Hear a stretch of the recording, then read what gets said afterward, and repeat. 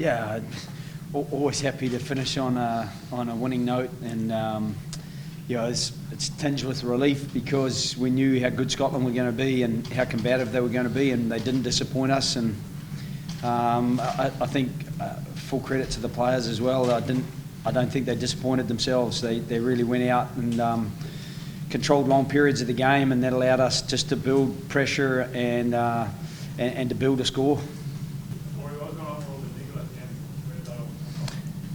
Look, I think it was just it was a proper test match. You know, it was ferocious. We were sort of asked yesterday, you know, what the motivation would be, and I think when you get little bits and pieces like that, you see two teams that really want to win. You know, sometimes it spills over a little bit, but it didn't get too out of hand. But it's just two teams that desperately wanted to win, and two teams that were highly motivated to win and wanted to win for their country. And yeah, look, there was nothing really in it. Rory, how would you rate the season like when you think about? It's been good to finish with two good wins, good results. I think it's still, you know, for us, we expect to win every game. You know, that's a standard that's been set over the last 2.5 years, and obviously we'll look back on whenever you take the Six Nations as a whole and be disappointed. Probably the most disappointed will be the France game, where in that second half we very much feel that we let that game slip, that we let it out of our control and didn't keep attacking them. But I think the way the team have went about their business since the England game, you know, that sort of mini camp we had post that was probably some of the best training we'd had, and we've actually just each week increased how well we've trained. And there's been a lot of guys that have not a lot of experience or no experience before this, have now come in and probably over those first 3 games realised that to play a test rugby, yeah, you can prepare a bit during the week and turn up and play, but to win at test level you got to be really, really good. You got to minimise your errors, and probably have learnt what we built our success on. Unfortunately for us, you know, sometimes it does take those first couple of weeks, but we now have a good pool of players with experience who know what it takes to win at test level now after the last 2 weeks. Joe, would that be Simon Zebo's best performance at fullback?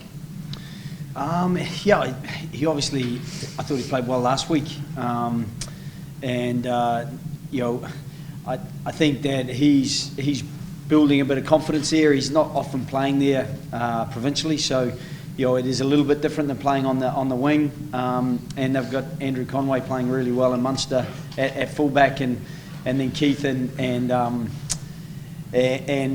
Simon on the wings. It makes for a really competitive back three. So for Simon to then switch across to fullback, it's as Rory said, it's taken a little bit of an adjustment period, but I think he's got better in each of the times that he's had to perform there. Obviously Wales, he had to play there, and he did a good job there as well. But I think that was probably the best of the 3 recent games, certainly. Joe, what confidence can you take in this championship? I think Rory described them a little bit there. I think there's maybe 5 new caps. Those new caps coming in, you know, a couple of them were making their Pro 12 debuts around about this time last year. You know, guys like Alton Delane and Josh van der Fleer, they've had very little professional rugby experience, let alone test experience. So to try to work away with those guys has been incredibly invigorating, because they're so keen to learn.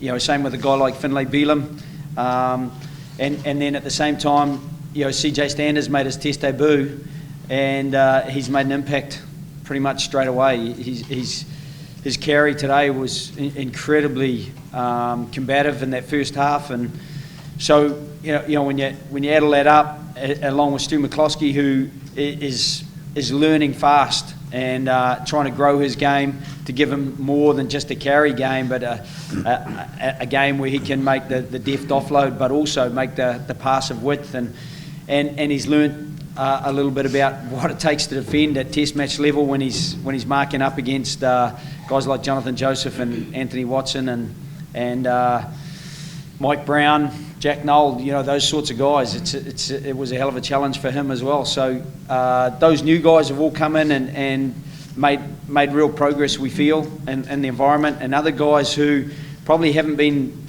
the time hasn't been demanded of them. They've tended to come off the bench. They've become starting players for us more often than not during this period, and they've learned to cope with that as well. So, hopefully that will be the positive that we'll take out of it. If we can manage to get that top half finished, depending on how things go tonight, they're just about to start. I think a draw there would be good for us, I